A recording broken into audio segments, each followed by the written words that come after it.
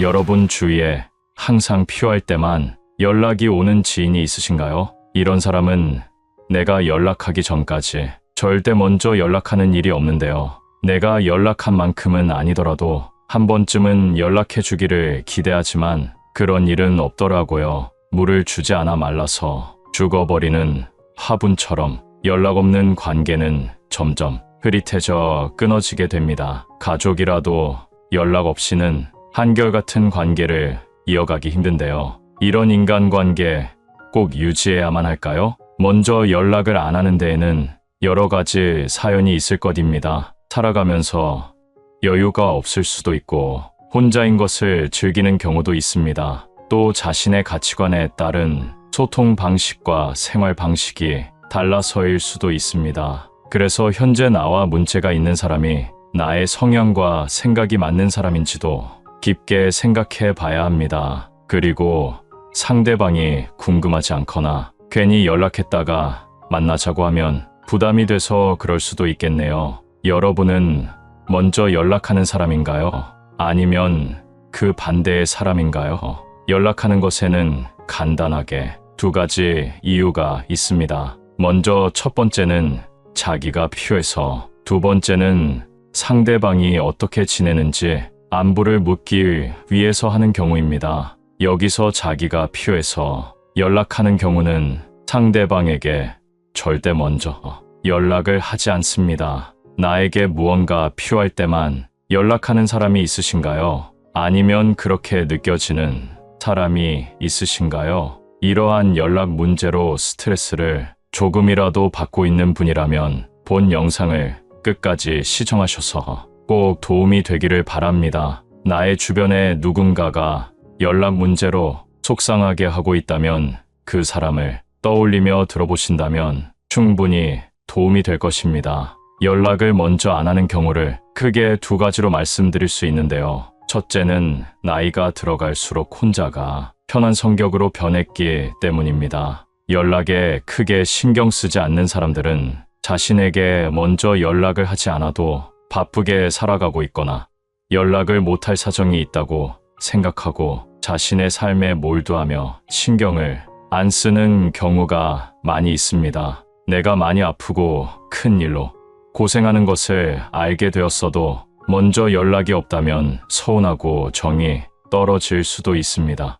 하지만 이 경우가 아닌 이상 나도 사는 게 바쁜데 다들 정신없게 사는가 보다 하며 자기 일을 하며 살아갑니다. 세상 사람들이 다 나와 같지 않기 때문에 나에게 먼저 연락을 안 하더라도 신경을 쓰며 시간을 보내기보다 나에게 주어진 오늘을 즐기면서 살아가는 것입니다. 먼저 연락이 오지 않으면 자기 인생 바쁘고 즐겁게 사는가 보다 하고 마음 편히 생각하면서 나도 내 인생 즐겁고 행복하게 굳이 그런 관계 신경 쓰지 말고 살아가면 되는 것입니다. 나이가 들면서부터 오랜 시간 지내온 친구들도 모두 귀찮아지고 어디 한 곳에 매여 있는 것도 싫어집니다.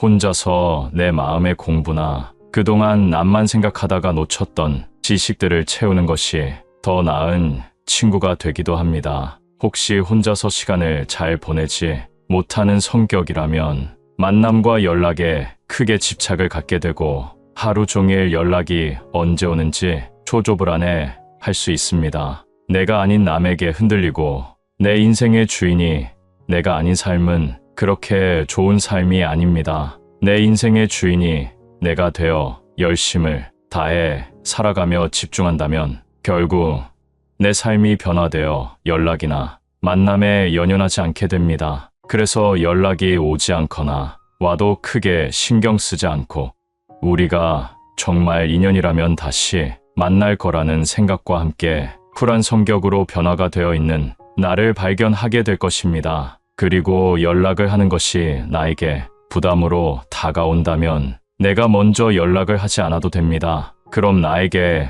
오던 연락이 점점 사라지면서 결국 끊기게 되면 그것이 나에게 윤택한 삶이 될 수 있습니다.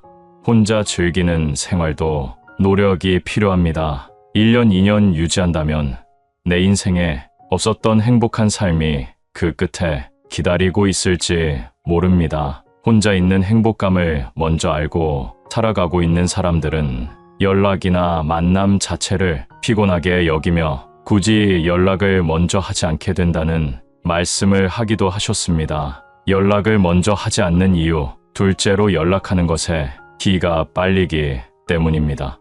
요즘은 전화 연락을 하는 것에 부담감을 느끼는 경우가 많이 있습니다. 중간중간 어색하게, 침묵하게 되는 상황을 못 견뎌하는 분들이 많이 있다고 합니다. 그런 시간 속에서 억지로 할 말을 만들다 보면 기가 빨리는 것이 당연할 것입니다. 또 전화를 오래 하는 사람들이 있습니다.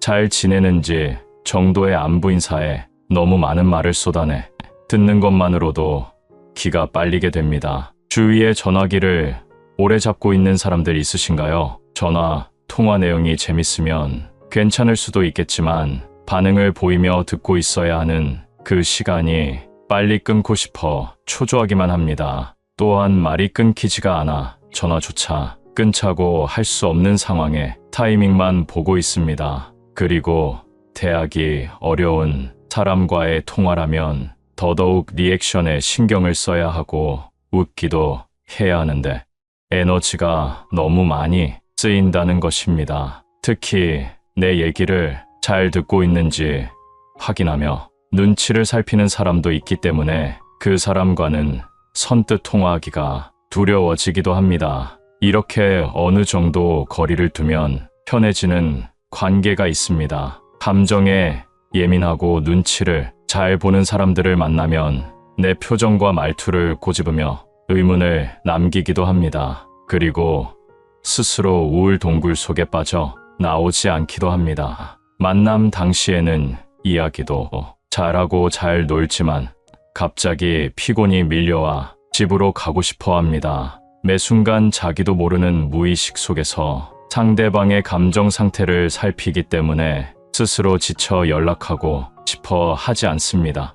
이 외에도 많은 이유가 있을 것입니다. 그러니 연락을 받지 않고 나에게 먼저 연락을 하지 않아도 내 삶을 위해서 나에게 집중하면 나 자신을 바로 볼 수 있게 됩니다. 그럼 나의 장점과 단점을 알게 되고 장점은 특화시키고 단점을 장점으로 발전시킬 수 있게 됩니다. 나의 취미도 활동도 모든 것에 변화가 오게 되고 특기도 많이 생기게 될 것입니다. 그렇게 되면 오지 않는 연락에 신경 쓰지 않게 되는 것은 물론 많은 이점을 쌓게 되어 주위 사람들에게 도움을 주는 사람이 되어 있을 것입니다. 결국 나 자신을 잘 알고 잘 가꾸면 많은 사람들이 저절로 나를 찾게 되고 나를 따라오게 되는 것입니다. 특기가 있음으로 해서 주변을 꼬박꼬박 신경 쓰지 않고 혼자의 인생을 즐긴다면 나와 공통된 관심사를 가진 사람들을 인연으로 만날 수도 있고 재미없고 지루한 대화도 시간 가는 줄도 모를 만큼의 대화로 만들어갈 수 있습니다. 그럼 연락을 절대 먼저 안 하는 사람을 만나지 말아야 할 이유 3가지에 대해 나눠보도록 하겠습니다. 첫 번째로 스트레스는 나만 받습니다. 인간관계를 유지하기 위해서는 노력이 필요합니다. 연락 없는 상대를 기다리며 노력은 나 혼자 하는 건가 하는 생각에 점점 기운이 빠집니다. 매번 만남 전화를 하고 약속을 잡고 장소를 정하고 이런 관계가 힘들고 지친다면 스트레스를 받아가며 관계를 유지해야 할 이유가 있을까요? 연락이 오지 않으면 오지 않는 대로 만나지 않아도 된다고 생각하는 것이 스트레스를 줄이는 방법입니다. 상대는 나만큼 연락을 중요시하지 않을 수도 있는데 매번 나만 먼저 연락하고 노력하고 걱정하는 게 억울하고 답답할 것입니다. 이처럼 상대방과의 연락을 위해서 혼자 노력을 해야만 이어지는 관계라고 생각하는 것이 스스로를 힘들게 만드는 것입니다. 이러한 생각은 조마조마하고 위태롭기만 합니다. 어린아이가 부는 바람에 바로 꺼져버리는 흔들리는 촛불과도 같습니다. 인생은, 특히 나의 인생은 혼자 책임지고 혼자 떠나는 여정입니다. 나의 주변에 돈독한 친구와 사랑하는 가족이 있더라도 나의 인생의 건강과 행복에 대한 책임은 나에게 있는 것입니다. 그래서 타인으로 인한 스트레스를 받으며 살 바에야 만나지 않는 것이 낫습니다. 이런 마음을 가지고 있다면 신기하게도 상대방에게 먼저 연락이 올 것입니다. 두 번째 이유로 상대방이 나를 피하는 것일 수 있습니다. 만약 상대방에게서 연락이 오지 않는다면 두 번째 이유로 생각해 볼 수 있을 것입니다. 인간은 내가 필요할 때면 더 찾고 필요치 않으면 더 이상 찾지 않습니다. 심심하고 지루한 일상을 위해, 그리고 정서적 안정감과 물질적인 것을 위해 만남을 필요로 할 수 있다는 것입니다. 큰 일, 즉 경조사와 같은 일 외에도 아무 때나 전화해서 고주알미주알 자랑하거나 남의 이야기를 하는 것도 다 필요에 의한 연락에 포함됩니다. 상대방에게 자기 위주의 이기적인 만남과 연락을 하고 있지는 않으신가요? 혹시 친하다고 생각하는 사람이 절대 먼저 연락을 하지 않는다면 꼭 생각해 보시면 좋겠습니다. 그 사람은 나의 연락이 부담스럽거나 일부러 피하고 있는 것일 수도 있습니다. 상대와의 약속이 취소되어 다음 약속을 잡아야 하는데도 잡지 않는다면 나와 상대를 위한 거리를 만들어 두는 것도 좋은 방법이 되겠습니다. 마지막 세 번째, 가장 중요한 시간을 낭비하고 있는 것입니다. 언제나 시간은 한정되어 있습니다. 이토록 소중한 시간에 먼저 연락이 오지 않는 사람들을 신경 쓰고 스트레스를 받으며 연락과 만남을 유지해 가기에는 안타깝게도 나에게 주어진 시간은 정해져 있다는 것입니다. 현재도 빠르게 지나가고 있는 시간들을 나에게 투자하는 것은 어떨까요? 내가 진심으로 즐기고 좋아하는 활동에 소중한 시간을 투자하여 새로운 것들을 배워간다면 새로운 인연이 찾아올 것입니다. 사람들은 관심사가 맞으면 누구나 쉽게 친해질 수 있습니다. 오히려 오래 알고 지낸 사람보다 더 가까운 사이가 될 수 있습니다. 연락이 잘 안 되는 사람에게 혼자 노력하면서 관계를 유지하려고 하기보다 가까운 문화센터나 지역 모임, 종교 활동에서 공통 관심사를 가진 사람들과 만나 소통하며 관계 유지를 하는 것이 다가올 미래를 행복하게 보낼 수 있는 현명한 방법이 될 것입니다. 세상에서 나 자신이 제일 소중합니다. 나에게 연락을 잘하지 않는 상대에게 스트레스 받지 말고 과감히 멀어지는 것이 나를 위한 일입니다. 세상에서 나 자신을 제일 사랑하세요. 나와 맞지 않는 상대 때문에 나를 갉아먹는 삶을 보내지 않으셨으면 좋겠습니다. 나는 어떤 삶을 살고 있나요? 혼자서도 어디든 갈 수 있고 혼자서도 즐기는 삶을 살고 계신가요? 지금 하고 싶은 것을 시작하세요. 그런 사람들 때문에 나의 노력, 정성, 시간, 그리고 마음 쓰지 마세요. 원래 사람은 이기적인 존재입니다. 나 또한 그런 모습이 있을 것입니다. 우리는 자기 입장, 내 입장을 먼저 생각합니다. 그러니 당연하게도 나는 연락을 잘하는데 항상 내가 먼저 연락하는데 쟤는 왜 나한테 무관심하지, 쟤는 왜 연락을 먼저 안 하지 하면서 나와 같은 행동을 하기를 바라는 것은 욕심일 수 있습니다.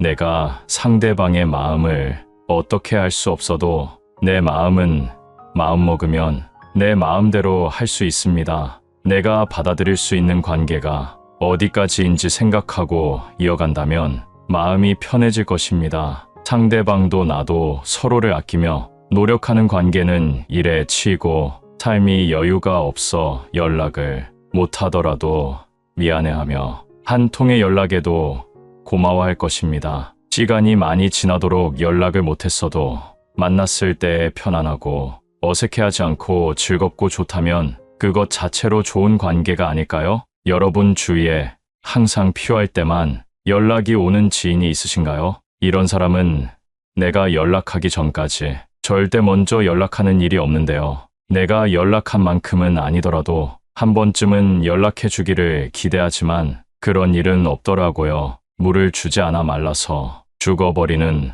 화분처럼 연락 없는 관계는 점점 흐릿해져 끊어지게 됩니다. 가족이라도 연락 없이는 한결같은 관계를 이어가기 힘든데요. 이런 인간관계 꼭 유지해야만 할까요? 먼저 연락을 안 하는 데에는 여러 가지 사연이 있을 것입니다. 살아가면서 여유가 없을 수도 있고 혼자인 것을 즐기는 경우도 있습니다. 또 자신의 가치관에 따른 소통 방식과 생활 방식이 달라서일 수도 있습니다. 그래서 현재 나와 문제가 있는 사람이 나의 성향과 생각이 맞는 사람인지도 깊게 생각해 봐야 합니다. 그리고 상대방이 궁금하지 않거나 괜히 연락했다가 만나자고 하면 부담이 돼서 그럴 수도 있겠네요. 여러분은 먼저 연락하는 사람인가요? 아니면 그 반대의 사람인가요? 연락하는 것에는 간단하게 두 가지 이유가 있습니다. 먼저 첫 번째는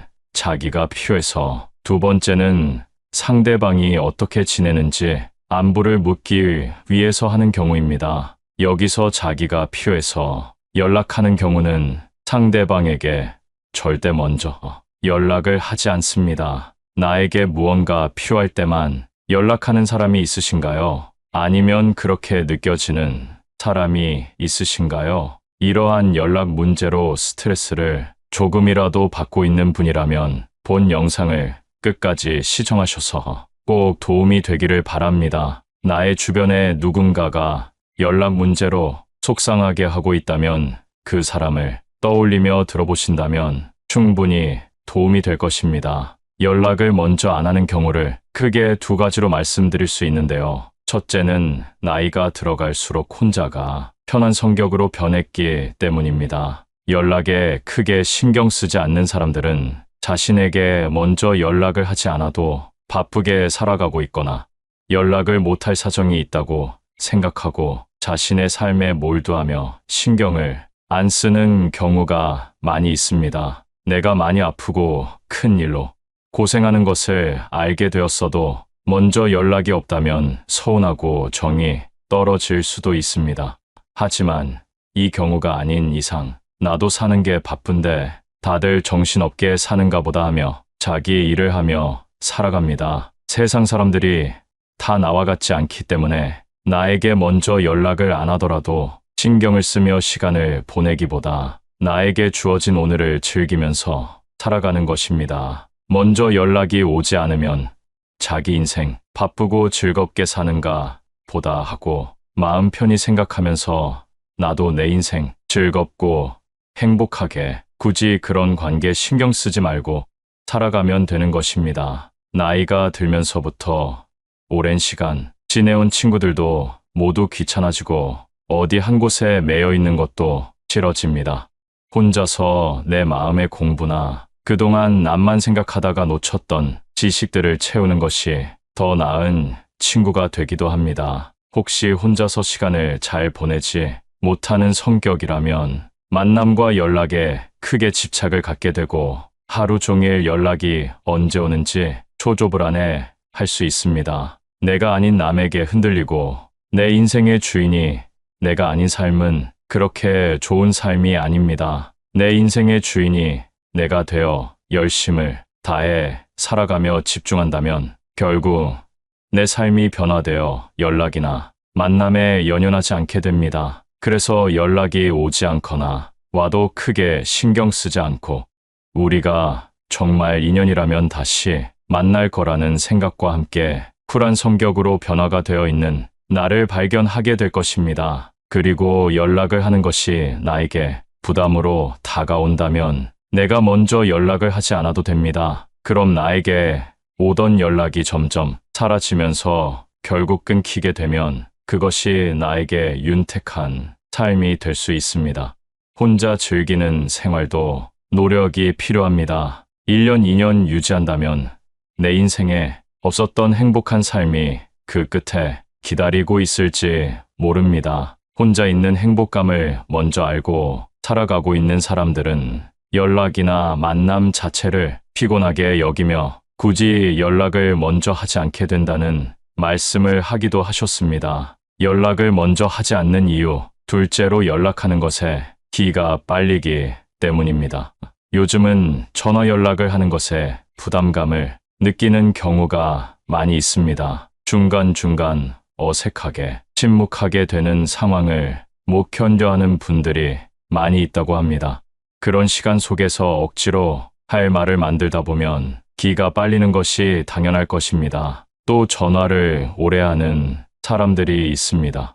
잘 지내는지 정도의 안부 인사에 너무 많은 말을 쏟아내 듣는 것만으로도 기가 빨리게 됩니다. 주위에 전화기를 오래 잡고 있는 사람들 있으신가요? 전화, 통화 내용이 재밌으면 괜찮을 수도 있겠지만 반응을 보이며 듣고 있어야 하는 그 시간이 빨리 끊고 싶어 초조하기만 합니다. 또한 말이 끊기지가 않아 전화조차 끊자고 할 수 없는 상황에 타이밍만 보고 있습니다. 그리고 대하기 어려운 사람과의 통화라면 더더욱 리액션에 신경을 써야 하고 웃기도 해야 하는데 에너지가 너무 많이 쓰인다는 것입니다. 특히 내 얘기를 잘 듣고 있는지 확인하며 눈치를 살피는 사람도 있기 때문에 그 사람과는 선뜻 통화하기가 두려워지기도 합니다. 이렇게 어느 정도 거리를 두면 편해지는 관계가 있습니다. 감정에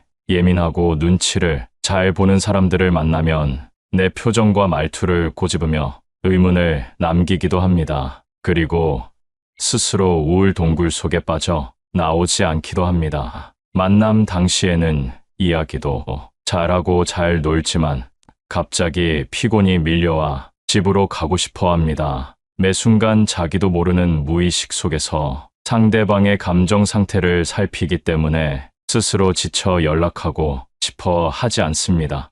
이 외에도 많은 이유가 있을 것입니다. 그러니 연락을 받지 않고 나에게 먼저 연락을 하지 않아도 내 삶을 위해서 나에게 집중하면 나 자신을 바로 볼 수 있게 됩니다. 그럼 나의 장점과 단점을 알게 되고 장점은 특화시키고 단점을 장점으로 발전시킬 수 있게 됩니다. 나의 취미도 활동도 모든 것에 변화가 오게 되고 듣기도 많이 생기게 될 것입니다. 그렇게 되면 오지 않는 연락에 신경 쓰지 않게 되는 것은 물론 많은 이점을 쌓게 되어 주위 사람들에게 도움을 주는 사람이 되어 있을 것입니다. 결국 나 자신을 잘 알고 잘 가꾸면 많은 사람들이 저절로 나를 찾게 되고 나를 따라오게 되는 것입니다. 특기가 있음으로 해서 주변을 꼬박꼬박 신경 쓰지 않고 혼자의 인생을 즐긴다면 나와 공통된 관심사를 가진 사람들을 인연으로 만날 수도 있고 재미없고 지루한 대화도 시간 가는 줄도 모를 만큼의 대화로 만들어갈 수 있습니다. 그럼 연락을 절대 먼저 안 하는 사람을 만나지 말아야 할 이유 3가지에 대해 나눠보도록 하겠습니다. 첫 번째로 스트레스는 나만 받습니다. 인간관계를 유지하기 위해서는 노력이 필요합니다. 연락 없는 상대를 기다리며 노력은 나 혼자 하는 건가 하는 생각에 점점 기운이 빠집니다. 매번 만남 전화를 하고 약속을 잡고 장소를 정하고 이런 관계가 힘들고 지친다면 스트레스를 받아가며 관계를 유지해야 할 이유가 있을까요? 연락이 오지 않으면 오지 않는 대로 만나지 않아도 된다고 생각하는 것이 스트레스를 줄이는 방법입니다. 상대는 나만큼 연락을 중요시하지 않을 수도 있는데 매번 나만 먼저 연락하고 노력하고 걱정하는 게 억울하고 답답할 것입니다. 이처럼 상대방과의 연락을 위해서 혼자 노력을 해야만 이어지는 관계라고 생각하는 것이 스스로를 힘들게 만드는 것입니다. 이러한 생각은 조마조마하고 위태롭기만 합니다. 어린아이가 부는 바람에 바로 꺼져버리는 흔들리는 촛불과도 같습니다. 인생은, 특히 나의 인생은 혼자 책임지고 혼자 떠나는 여정입니다. 나의 주변에 돈독한 친구와 사랑하는 가족이 있더라도 나의 인생의 건강과 행복에 대한 책임은 나에게 있는 것입니다. 그래서 타인으로 인한 스트레스를 받으며 살 바에야 만나지 않는 것이 낫습니다. 이런 마음을 가지고 있다면 신기하게도 상대방에게 먼저 연락이 올 것입니다. 두 번째 이유로 상대방이 나를 피하는 것일 수 있습니다. 만약 상대방에게서 연락이 오지 않는다면 두 번째 이유로 생각해 볼 수 있을 것입니다. 인간은 내가 필요할 때면 더 찾고 필요치 않으면 더 이상 찾지 않습니다. 심심하고 지루한 일상을 위해 그리고 정서적 안정감과 물질적인 것을 위해 만남을 필요로 할 수 있다는 것입니다. 큰 일, 즉 경조사와 같은 일 외에도 아무 때나 전화해서 고주알미주알 자랑하거나 남의 이야기를 하는 것도 다 필요에 의한 연락에 포함됩니다. 상대방에게 자기 위주의 이기적인 만남과 연락을 하고 있지는 않으신가요? 혹시 친하다고 생각하는 사람이 절대 먼저 연락을 하지 않는다면 꼭 생각해 보시면 좋겠습니다. 그 사람은 나의 연락이 부담스럽거나 일부러 피하고 있는 것일 수도 있습니다. 상대와의 약속이 취소되어 다음 약속을 잡아야 하는데도 잡지 않는다면 나와 상대를 위한 거리를 만들어 두는 것도 좋은 방법이 되겠습니다. 마지막 세 번째 가장 중요한 시간을 낭비하고 있는 것입니다. 언제나 시간은 한정되어 있습니다. 이토록 소중한 시간에 먼저 연락이 오지 않는 사람들을 신경 쓰고 스트레스를 받으며 연락과 만남을 유지해 가기에는 안타깝게도 나에게 주어진 시간은 정해져 있다는 것입니다. 현재도 빠르게 지나가고 있는 시간들을 나에게 투자하는 것은 어떨까요? 내가 진심으로 즐기고 좋아하는 활동에 소중한 시간을 투자하여 새로운 것들을 배워간다면 새로운 인연이 찾아올 것입니다. 사람들은 관심사가 맞으면 누구나 쉽게 친해질 수 있습니다. 오히려 오래 알고 지낸 사람보다 더 가까운 사이가 될 수 있습니다. 연락이 잘 안 되는 사람에게 혼자 노력하면서 관계를 유지하려고 하기보다 가까운 문화센터나 지역 모임, 종교 활동에서 공통 관심사를 가진 사람들과 만나 소통하며 관계 유지를 하는 것이 다가올 미래를 행복하게 보낼 수 있는 현명한 방법이 될 것입니다. 세상에서 나 자신이 제일 소중합니다. 나에게 연락을 잘하지 않는 상대에게 스트레스 받지 말고 과감히 멀어지는 것이 나를 위한 일입니다. 세상에서 나 자신을 제일 사랑하세요. 나와 맞지 않는 상대 때문에 나를 갉아먹는 삶을 보내지 않으셨으면 좋겠습니다. 나는 어떤 삶을 살고 있나요? 혼자서도 어디든 갈 수 있고 혼자서도 즐기는 삶을 살고 계신가요? 지금 하고 싶은 것을 시작하세요. 그런 사람들 때문에 나의 노력, 정성, 시간 그리고 마음 쓰지 마세요. 원래 사람은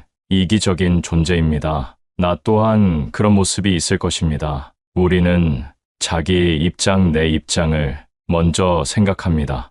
그러니 당연하게도 나는 연락을 잘하는데 항상 내가 먼저 연락하는데 쟤는 왜 나한테 무관심하지? 쟤는 왜 연락을 먼저 안 하지? 하면서 나와 같은 행동을 하기를 바라는 것은 욕심일 수 있습니다.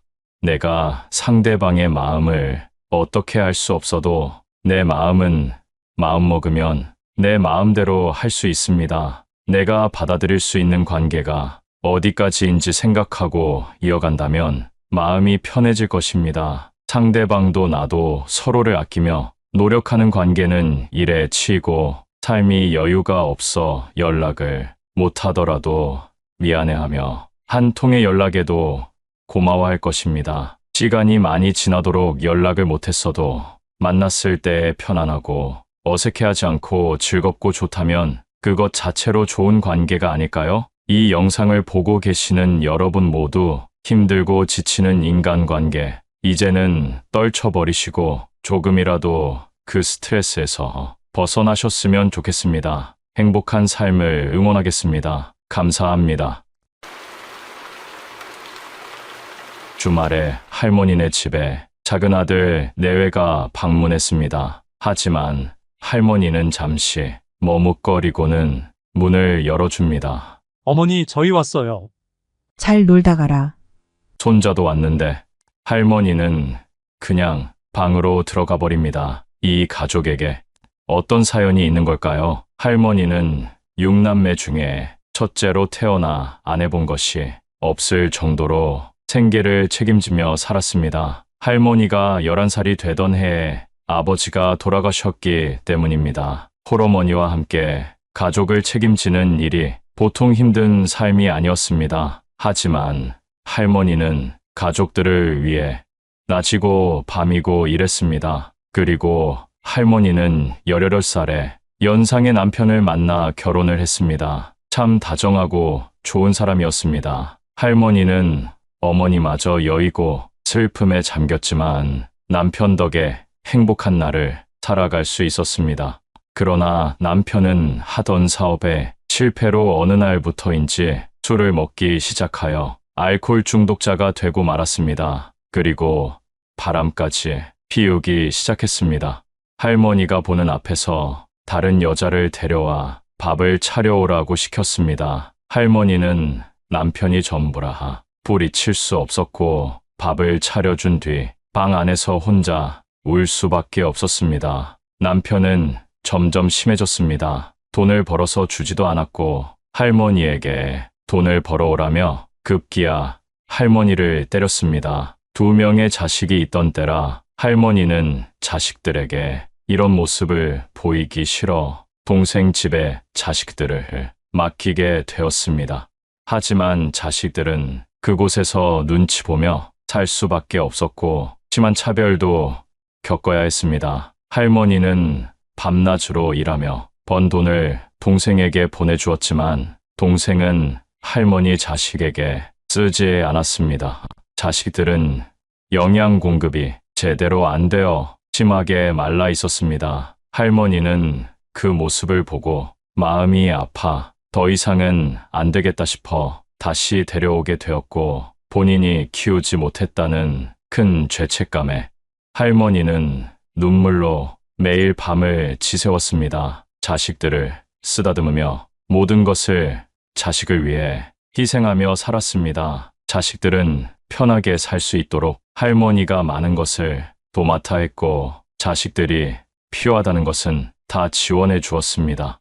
그렇게 시간이 흐르고 자식들도 결혼을 했습니다. 할머니의 마음은 더 많은 걸 못해준 것에 대해 아쉬움이 남았지만 자식들이 모두 결혼하고 행복한 삶을 사니 거기에 만족할 수 있었습니다. 자식들은 할머니 집에 자주 방문하여 할머니와 함께 시간을 보냈습니다.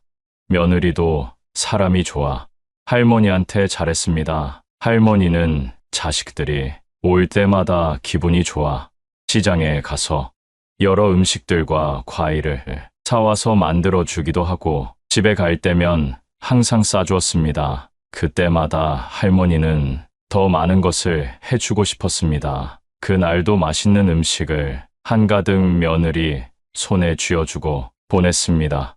저녁이 되어 할머니는 잠시 바람을 쐬러 집 앞을 걷고 있는데 전봇대 앞에 놓여진 봉지를 발견했습니다.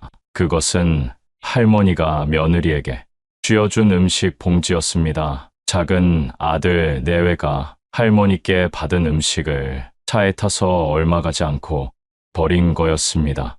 할머니는 실수로 떨어뜨렸거니 생각하고 넘어갔습니다. 그러나 몇 주 뒤에 작은 아들 내외가 방문했을 때 아들과 며느리가 하는 말을 듣게 되었습니다.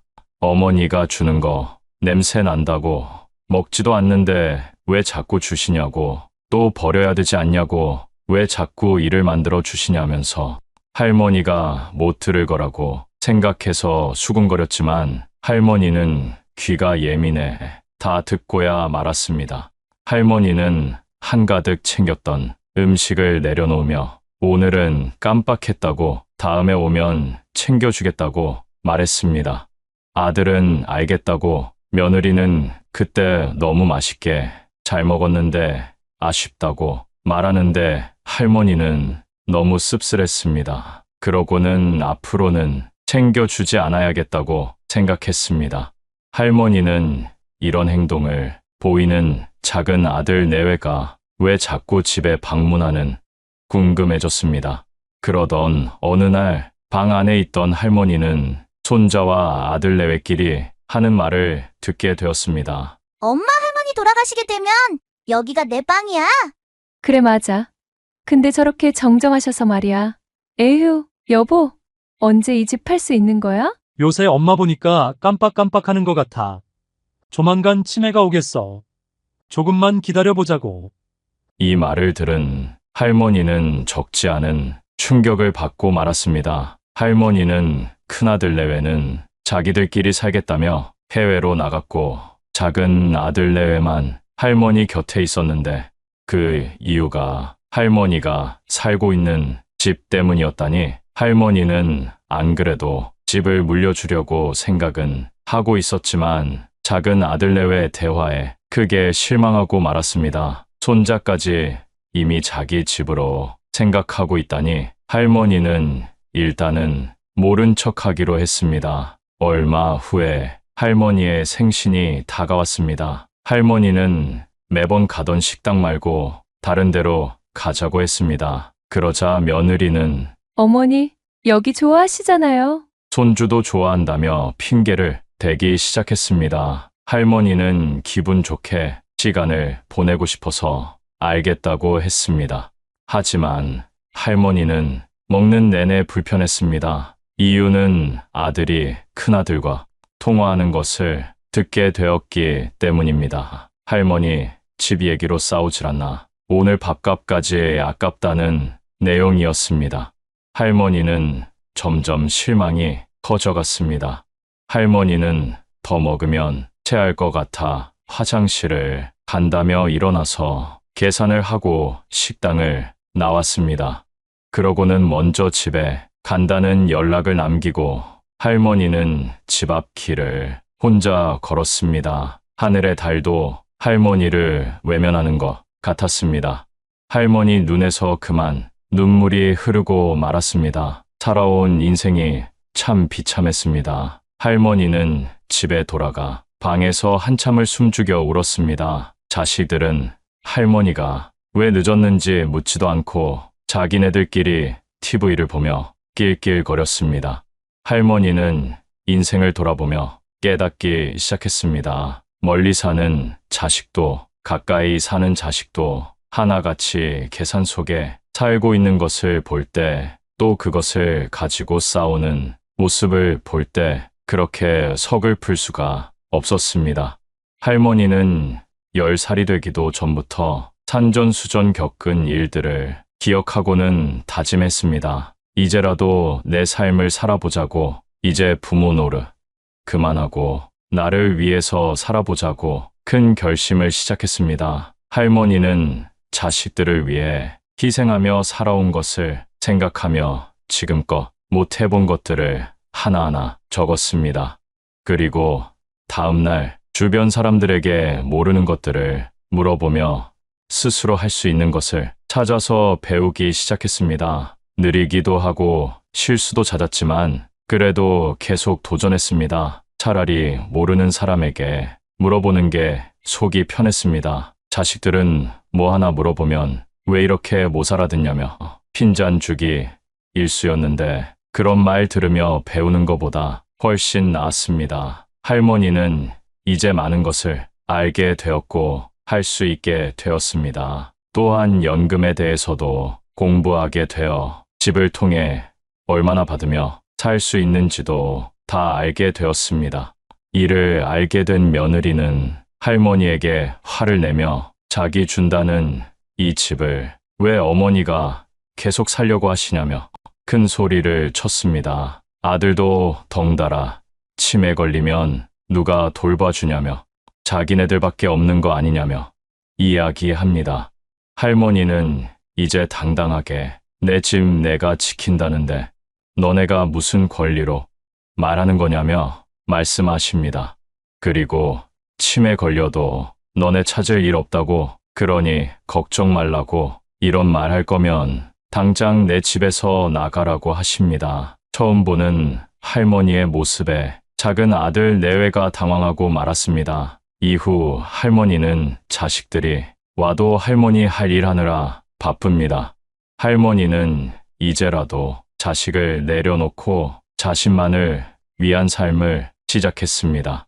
여러분 한시 할머니를 보며 어떤 생각이 드시나요? 왜 내 자식에게는 이토록 약해지는 걸까요? 나의 아이가 언제 이렇게 컸는지 태어났을 때부터 성장할 때까지 옆에서 가장 많이 지켜본 사람이 바로 부모이기 때문입니다. 또한 자녀가 성장하여 스스로 잘한다고 해도 여전히 작은 아이로 보일 뿐입니다.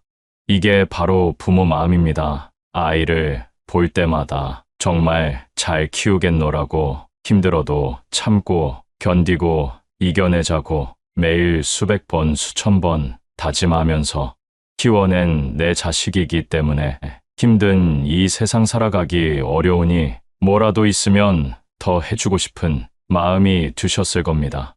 그래서 눈 감는 그날까지도 물려줄 재산이 얼마나 되는지 혹은 얼마나 될까를 생각하며 자식들을 위할 것입니다. 요즘에는 자식들이 집에 온다고 해도 썩 반갑지가 않습니다. 물려받을 재산 생각만 하고 부모는 안중에 없다는 게 느껴지기 때문인데요. 여러분은 자녀를 언제까지 책임져야 한다고 생각하시나요? 많은 부모님들이 눈을 감을 때까지도 그 책임감을 다 내려놓지 못합니다. 이렇게 부모는 자신이 눈 감을 때까지도 필요 이상의 것들까지 고민합니다. 하지만 자식들은 부모의 마음과 같지 않습니다. 구체적으로 알아보면 옛날만 해도 자식이 부모를 부양한다는 의견이 많았지만 최근에는 그렇지 않습니다. 오히려 부모님의 노후는 본인 스스로 준비해야 한다는 의견이 대다수인 것으로 나타났습니다. 많은 분들이 노년기에는 자녀와 거리두기를 하는 것이 낫다는 것을 알고 있습니다. 현재 이를 실천하시는 분들 중에는 자식을 손님이라고 생각하고 20년 귀하게 대하고 떠날 땐 아쉽지만 보내주는 것입니다. 어떤 분들은 자식들이 집에 와도 마음 다해 반기지 않습니다. 지혜롭게 헤쳐나가는 분들은 손님이 있는 동안에 하지 못했던 나의 것을 위해 잘 살아가고 계십니다. 여러분은 어떤 삶을 원하시나요? 요즘이나 옛날이나 많은 분들이 자식에게 쓰는 돈은 아까워하지 않습니다. 그리고 재산의 대부분을 물려주려고 합니다. 그리고 자신에게 쓰려면 아까워합니다. 그래서 나이가 들면 돈을 쓰는 연습이 필요합니다. 돈은 쓰기 위해 번다는 말이 있습니다. 남은 노후만큼은 우리 부모님들 자신을 위해서 편안하게 지내셨으면 좋겠습니다.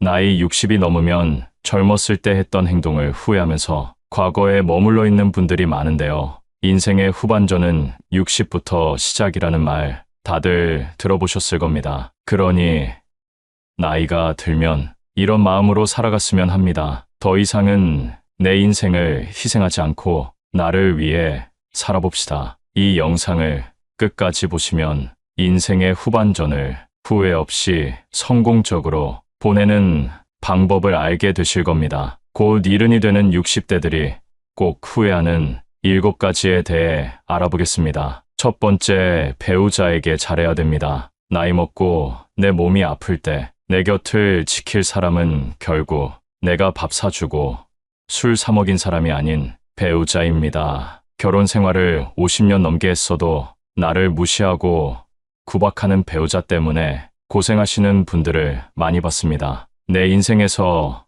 어쩌면 나보다 더 소중히 여겨야 할 사람에게 무뚝뚝하고 퉁명스럽게 대하고 무시하지 마세요. 어떤 남편은 밖에서 대인 소리를 듣고 아주 평판이 좋은데 집에 있을 때면 배우자에게 욕설을 하고 술주정을 한다고 합니다. 앞과 뒤가 다른 모습에 괴로워하고 서러워하는 분들을 많이 봤습니다. 이런 사연을 접하면 우리 어머니 생각도 나고 마음 한켠이 아려옵니다. 배우자를 막대한 사람의 말로는 말씀드리지 않아도 잘 아실 겁니다. 만약 지금 나의 행동이 상대를 무시하고 상처를 주고 있다면 지금이라도 늦지 않았습니다. 사과와 반성은 인생을 나아지게 만들어줍니다. 내가 아프면 자식이 날 챙길 거라고요? 천만의 말씀입니다. 아무리 금지옥엽 키웠어도 자식은 자식입니다. 자식은 자식의 역할이 있고 배우자는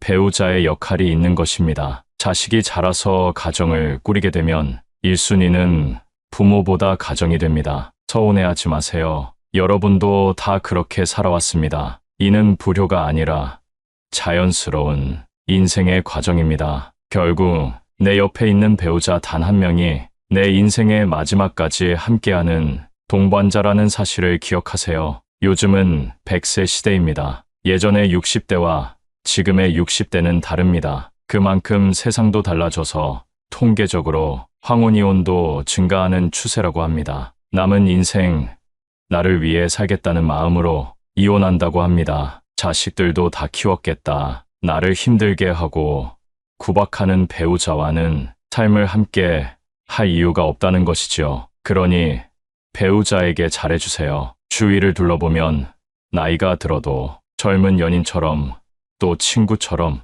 알콩달콩 살아가는 노부부도 많습니다. 얼마 전 등산이나 산책 같은 운동이나 취미도 함께하며 공감대를 형성하고 친구처럼 지내는 분들을 봤는데요. 그분들이 하시는 말씀이 어딜 가도 함께할 사람이 있으니 마음이 너무 편하다고 합니다. 이렇게 배우자와 가깝게 지내면 장점이 많습니다. 내가 힘들 때 내 고민을 털어놓을 수 있고 그 비밀이 다른 곳에 새어나갈 걱정을 하지 않아도 됩니다. 그리고 진정한 나의 편이 한 명 있는 것만으로도 삶에서 큰 힘이 됩니다. 더 늦어서 후회하기 전에 따뜻한 가정을 만들어 보세요. 두 번째, 혼자 잘 지내는 방법을 배워야 합니다. 혼자 있을 때 외로움을 느끼는 분일수록 연습해야 합니다. 성인이 되면 홀로서기 해야 된다고들 말합니다. 하지만 60이 넘고 70이 다가와도 진정한 홀로서기를 하신 분은 몇 없습니다. 머리로는 알지만 마음과 행동이 따라주지 않는 것이지요. 그래서 나이가 들어 자식에게 의지하거나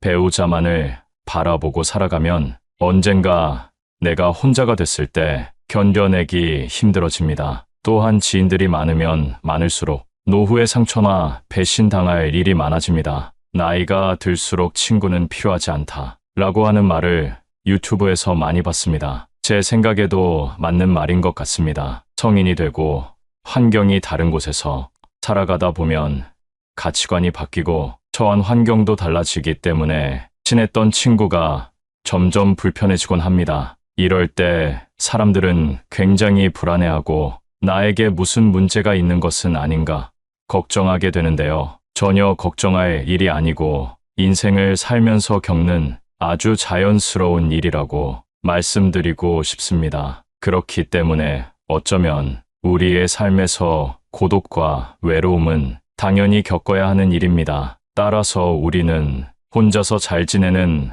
방법을 알아야 된다는 것입니다. 이제부터는 여러분을 위한 삶을 살아보세요. 하고 싶었던 취미도 배워보고 건강을 위한 운동 관리도 해보는 겁니다. 사람이 나이 60이 넘으면 만나는 사람이 점점 적어지는 것이 현실입니다. 그렇다고 우울해하지 마세요. 오히려 잘된 일입니다. 혼자 지내는 방법을 알려드리기 위해 만난 분들이 저에게 하는 말이 있습니다. 이제 혼자가 더 편하다 라고 말씀하십니다. 혼자서 산책도 하고 유튜브도 보고 등산하면서 새로운 사람들과 대화하고 마음 편하게 사는 삶이 이렇게 좋은 줄 몰랐다고 하십니다. 이런 마음가짐으로 세상을 살면 타인을 만나도 의지하는 마음이 없습니다. 그렇기 때문에 남의 눈치를 볼 일도 없고 오히려 그 당당한 태도 때문에 건강한 마음을 가진 사람들이 주위에 더 많이 모이게 됩니다. 외롭다고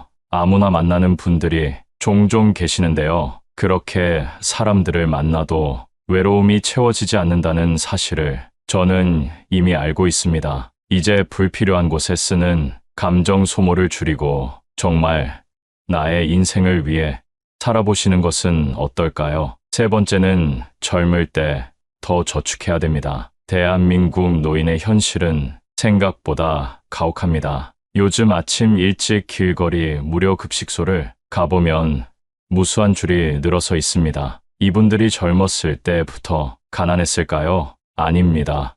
단지 돈을 많이 모으지 못하고 은퇴한 분들이 대부분일 겁니다. 안 그래도 돈이 없으면 서러운데 늙어서 돈이 없는 것만큼 서러운 일이 없습니다. 최소한의 생활비는 있어야 그나마 평범한 노후 생활이 가능합니다. 인생의 흑자 구간이 우리의 청춘 때라고 합니다. 은퇴 후 노후를 맞이하게 되면 그때부터는 사실상 적자 구간입니다. 다시 말해 젊었을 때 모아둔 돈으로 노후 생활을 한다는 의미입니다. 그러나 내가 돈을 좀 잘 번다고 해서 씀씀이가 커지는 분들이 많습니다. 하지만 나이가 들수록 소비는 점점 커지고 수입은 적어지는 것이 현실입니다. 나이 들어 돈이 없으면 초라하고 자식 보기도 미안하며 어디가 아프기라도 하면 그 치료비 때문에 생활고에 시달리게 될 수 있습니다. 어디 그뿐만일까요? 나이 들어 돈이 없으면 친구 만나기도 꺼려집니다. 자식들에게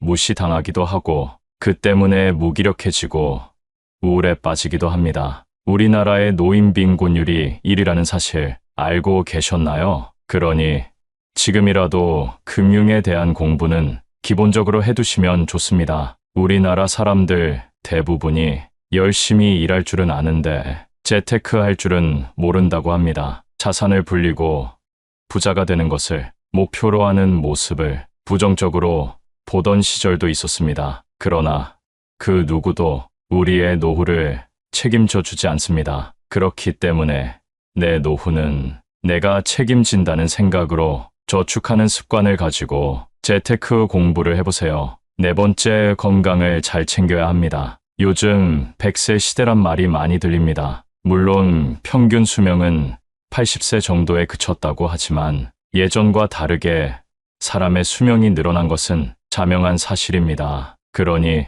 지금부터 건강 관리를 잘 하셔야 됩니다. 요즘 60대 얼굴을 보면 40대 같은 분들도 많이 보입니다. 그리고 건강 관리를 잘 못해서 후회하는 분들을 많이 봤습니다. 건강의 중요성은 젊었을 때는 잘 모르다가 나이가 들면서 더 체감하게 된다고 합니다. 여러분은 늙어서 많이들 걸리는 질병을 떠올리면 어떤 것들이 있나요? 치매나 암, 콩팥병, 당뇨 등이 떠오르실 텐데요. 실제로 이런 질병들은 젊었을 때 하는 건강관리를 통해 발병률을 현저히 낮출 수 있다고 합니다. 오랫동안 살더라도 병상에 누워 장수한다면 무슨 의미가 있을까요? 그렇기 때문에 조금이라도 빨리 건강관리를 위한 운동을 시작하시는 것이 좋습니다. 건강을 잃으면 인생의 전부를 잃은 것이다 라는 말 들어보셨죠? 그러면 노후에 하기 좋은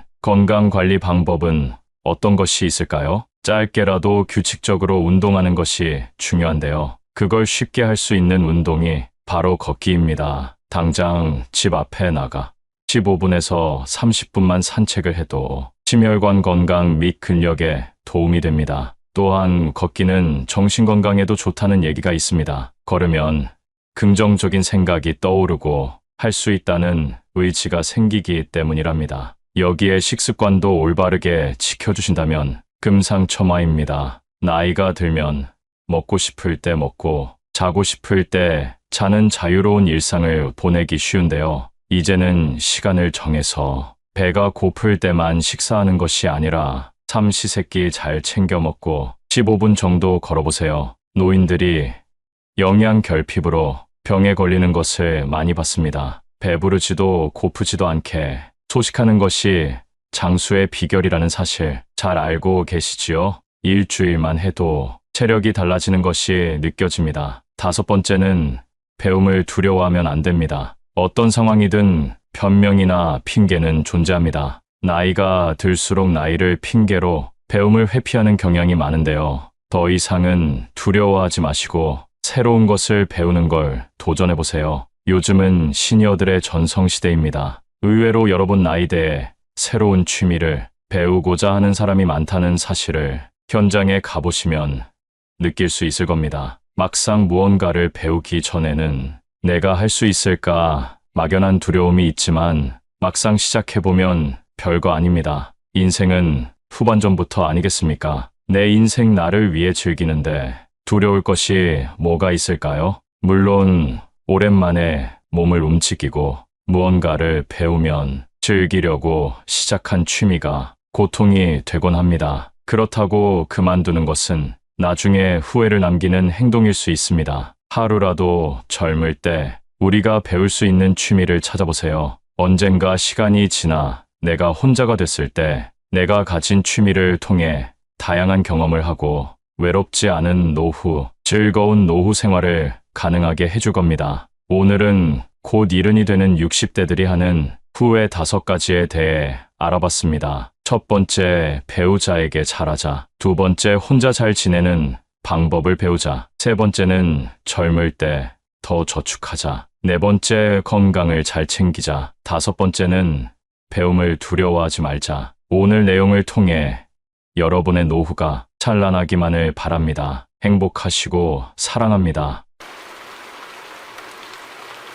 재혼은 반드시 깨진다는 말이 있습니다. 다시는 결혼 안 할 거야 라고 하지만 재혼, 이혼, 삼혼, 사혼 이런 경우가 굉장히 많다고 합니다. 요즘 나는 솔로, 돌싱 프로그램이 인기입니다. 평범한 사람들의 이혼이 늘고 있다는 것을 알 수 있는데요. 혼자만의 시간을 즐기고 나 자신 외에는 신경 쓰지 않으면서 시간을 보내려고 생각합니다. 하지만 마음먹은 것과는 다르게 가족과 친구가 있어도 내 바로 옆에 동반자가 없음으로 인해 외로운 감정이 문득문득 들어와 중년에 재혼을 하는 사람이 많다고 합니다. 여기서 문제는 또다시 비슷한 이유로 헤어지는 경우가 많다고 하는데요. 그것도 재혼 이혼이 초혼 이혼보다 압도적으로 빠르다고 합니다. 그래서 대부분 사람들은 재혼은 하지 말고 그냥 취미 생활을 같이 할 수 있는 친구로 또는 애인 관계로 가볍게 지내라고들 합니다. 서로가 어디까지 얼마나 이해를 할 수 있는지 충분히 생각해도 늦지 않음에도 만나자마자 확 불타오릅니다. 감정에 따라 재혼을 성급하게 결심합니다. 만난 지 얼마 되지도 않았는데 운명처럼 느껴져 놓치기 싫어집니다. 사랑만으로는 결혼을 유지할 수 없다는 것을 알고 있었지만 그 기억이 사라져 재혼한다는 말도 있습니다. 그만큼 판단력도 인내력도 흐려졌다는 이야기입니다. 하지만 뜨겁게 만나 사랑해도 왜 또 같은 이유로 헤어지게 될까요? 대부분의 사람들이 말리는 재혼, 왜 그렇게 반대하는지 알 수 있도록 재혼 전에 절대적으로 생각해야 할 내용에 대해 지금 바로 알려드리겠습니다. 재혼을 결심하게 되는 이유 중 하나는 상대의 장점이 단점보다 더 많아 보이기 때문입니다. 그리고 가족 중 누구보다 나를 생각해주고 다정하기도 하고 한없이 맞춰주는 모습에 재혼을 결심합니다. 이와 관련된 짧은 사연 하나 들려드리겠습니다. 한 여자가 전 남편의 주사로 인해 이혼을 했습니다. 재혼을 결심한 남자는 나 술 잘 안 먹는다. 연애 때에도 술을 잘 안 먹었다고 합니다. 결혼을 했는데 결혼을 하자마자 일주일에 3일 내내 매일같이 술을 마시고 새벽에 잠도 안 자고 주사를 부리는데 내가 이전에 겪었기 때문에 이 사람을 더 이해해줘야지 하는 게 아니라 어차피 못 살 거니까 바로 이혼을 결정했다는 것입니다. 그래서 이런 사연을 들으면 들을수록 상대의 조건에 대해 이야기를 안 할 수가 없습니다. 현재 재혼을 결심한 상대의 조건을 어디까지 따져봤는지 생각해봐야 합니다. 결혼은 현실이라는 것을 이미 경험해봤기 때문에 이전보다 더 냉철하고 꼼꼼하게 따져보고 결정해야 합니다. 내가 다시 만난 운명 같은 사랑이 금방 식어버린다면 이전보다 더 큰 슬픔이 올 수도 있습니다. 단순히 나를 진심으로 좋아해주기 때문에 재혼 결심을 했다면 위험할 수 있습니다. 내 가족에게, 자식에게 어떻게 대하는지, 말과 행동은 어떤지 유심히 살펴봐야 합니다. 헤어지려고 결혼하는 사람은 없습니다. 재혼도 마찬가지로 이전 결혼보다 더 행복할 거라는 꿈으로부터 비롯되었을 것입니다. 이 달콤한 꿈에서 깨지 않으려면 사랑이 모든 것을 해결해 줄 거라는 것에서 벗어나야 합니다. 그래서 기본적으로 혼자 되는 법을 배워야 하는 것입니다. 요즘은 80대 할아버지도 유튜브를 시청하는 그런 세상입니다. 그만큼 혼자서 할 수 있는 것들이 주변에는 많이 있습니다. 가까운 주변만 돌아봐도 혼자서도 취미 활동을 할 수 있게 잘 갖춰져 있습니다. 혼자 외로움 느끼며 하루하루 시간 보내지 말고 그 시간을 자신에 대해 알아가는 시간으로 만들고 여행 다니며 혼자만의 시간을 즐긴다면 여유가 생겨 재혼 결심에 대한 판단이 잘 서게 될 것입니다. 이렇게 혼자 살아도 얼마든지 좋은 사람들을 만나 즐기며 살 수 있는데 무리하게 재혼을 하는 경우가 있습니다. 그러다가 각각의 자녀들에게 또 다시 상처를 주는 일이 발생할 수 있습니다. 초혼 때 이미 결혼의 환상이 깨졌기 때문에 상대에 대한 조건을 반드시 따지고 계산해야 합니다. 남녀가 재혼을 생각하는 이유는 각각 다르기 때문에 더더욱이 따져봐야 하는 것입니다. 남자가 재혼을 하려는 이유는 첫 번째로는 정기적인 성생활을 위해, 두 번째는 어린 자녀 양육을 위해, 세 번째는 노부모 부양을 위한 것이지만 여자는 절대적으로 경제적인 이유라고 합니다. 자신 혼자서는 노후까지 자신이 없어서라고 하는데요. 이런 상황에 남자가 적극적으로 결혼하자고 한 달에 꼬박꼬박 300만 원 이상 주겠다 하면 그것만 믿고 재혼을 했다가 혼자 양말을 빨고 집을 청소하면서 내가 이러려고 결혼했나 하는 생각을 많이 하게 된다고 합니다. 또 재혼할 때 자녀로 인한 문제도 상당합니다. 이런 것을 볼 때 재혼은 사랑만으로 될 문제가 아니라는 것입니다. 여기서 오는 혼란이 참 많이 있습니다. 내 자식처럼 똑같이 대하겠다고 하지만 재혼 후 이혼을 원하는 사람들의 이야기를 들어보면 이유가 자녀에 대한 차별 문제였습니다. 옷 사준 비용과 학원 비용 등을 계산했더니 5배, 10배 이상 차이가 났다. 그러니 이혼을 원한다는 것입니다. 또한 여기서 나의 자존감까지 낮은 상태라면 문제는 더욱 심각해집니다. 상대가 갑의 입장에 있다면 재혼은 다시 생각해봐야 합니다. 자존감이 낮아지면 낮아질수록 내 주변에는 이상한 사람만 꼬여 있습니다. 내가 을의 입장이면 상대가 떠날까봐 매일 불안하고 오라고 하면 오고 가라고 하면 가고 그런 연애를 하면서도 쉽사리 헤어지지도 못합니다. 하지만 현재 이것을 보고 계신다면 빠르게 정리하는 것이 좋습니다. 그래서 혼자 되는 법을 배우고 시행해 보라고 한 것입니다. 중년의 삶을 축하할 때 이제는 꽃길만 걷자라는 표현을 하기도 합니다. 이처럼 꽃길만 걷는 삶을 사는 사람들을 보면 작은 일이라도 하면서 돈을 벌기도 하고 혼자 할 수 있는 취미를 찾아 즐기기도 합니다. 그리고 건강 유지를 위해 운동은 필수입니다. 혼자서 하고 싶은 것을 찾아서 시간을 보냅니다. 타인의 시선을 의식하지도 에너지를 낭비하지도 않습니다. 나의 외로움과 공허함을 타인을 만나 채우려고 하지 않습니다. 이렇게 꽃길만 걷는 연습을 하다 보면 어느새 자유를 찾아 더 좋은 만남을 하고 있을 것입니다. 그리고 앞서 말했던 판단력과 인내력, 기억력을 잘 사용할 수 있는 능력이 생기게 될 것입니다. 재혼의 목적을 잃지 않고 나 자신을 우선으로 생각한다면 절대 아무나 만나지 않게 될 것입니다. 아니면 한 사람과 친구처럼 10년 이상 유지하다가 이제는 같이 살아도 되겠다 싶으면 그때는 재혼을 생각해 보시는 것을 추천합니다. 현재 좋은 만남을 갖고 있는 분들에게 진심 어린 응원을 보냅니다. 세상 모든 사람들이 시행착오를 겪고 살아가는 법입니다. 앞으로의 행복한 인생을 위해 오늘 영상의 내용을 천천히 생각해 보세요. 감사합니다.